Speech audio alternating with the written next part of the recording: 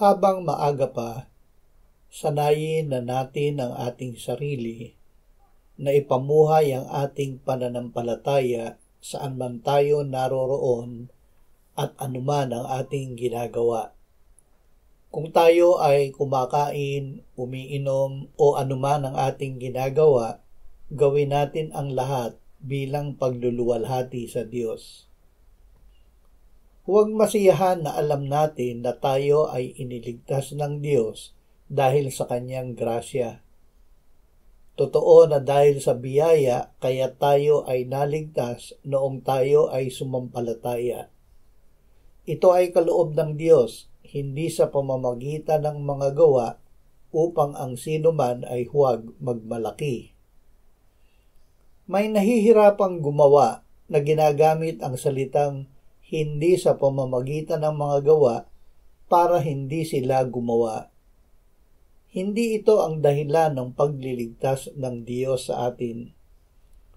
Tayo ay iniligtas dahil sa grasya ng Diyos, sapagkat tayo'y Kanyang pinakamahusay na gawa na nilalang kay Kristo Jesus para sa mabubuting gawa na inihanda ng Diyos ng una pa upang ating lakaran. Ito ang kalooban ng Diyos para sa atin noong una pa na dapat nating ipamuhay sa bawat sandali ng ating buhay.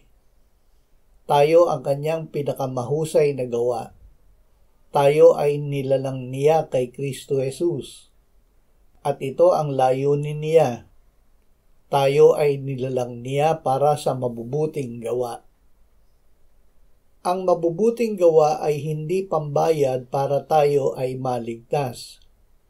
Ang mga ito ang resulta ng pagliligtas ng Panginoong Hesus sa atin. Siya ngayon ay nabubuhay sa atin. Sa pamamagitan niya ay magagawa natin ang lahat ng bagay. Sa ating paggawa bilang pagsunod sa Kanya, ang kapangyarihan niya ang iiral sa atin, hindi na ang ating kahinaan. Ang Diyos ay mabuti. Nakikita niya at hindi kalilimutan ang ating mga gawa at pag-ibig na ipinakita sa Kanyang pangalan sa ating paglilingkod. Ang paggawa ng mabuting gawa, anuman ito, ay hindi para sa mga tao kundi sa Panginoon. Ito ay paggawa gamit ang buong puso. Ang puso ay hindi ang bahagi ng ating katawan na tumitibok sa ating dibdib.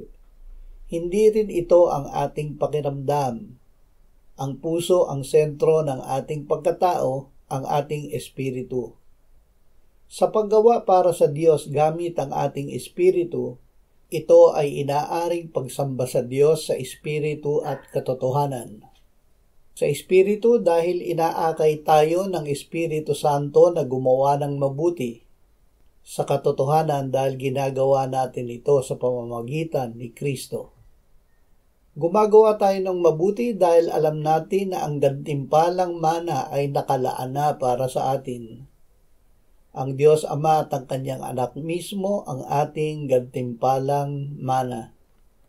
Kaya't masasabi natin gaya ni David, ang Panginoon ang aking piling mana.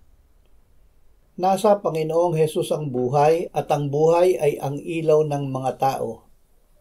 Ang ilaw ay lumiliwanag sa kadiliman at ito'y hindi nagapi ng kadiliman. Sinabi niya, ako ang ilaw ng sanlibutan. Ang sumusunod sa akin ay hindi kailanman lalakad sa kadiliman, kundi magkakaroon ng ilaw ng buhay. Dahil tayo ay nanalig at sumunod kay Jesus, ibinigay niya sa atin ang sarili niya bilang ilaw ng buhay. Siya ang nagsabi, kayo ang ilaw ng sanlibutan. Ang isang lungsod na nakatayo sa ibabaw ng isang burol ay hindi maitatago. Hindi nila sinisindihan ng isang ilawan at inilalagay sa ilalim ng isang takalan, kundi sa talagang patungan at nagbibigay ng liwanag sa lahat ng nasa bahay. Paliwanagin ninyo ng gayon ang inyong ilaw sa harap ng mga tao upang makita nila ang inyong mabubuting gawa at luwalhatiin nila ang inyong Ama na nasa langit.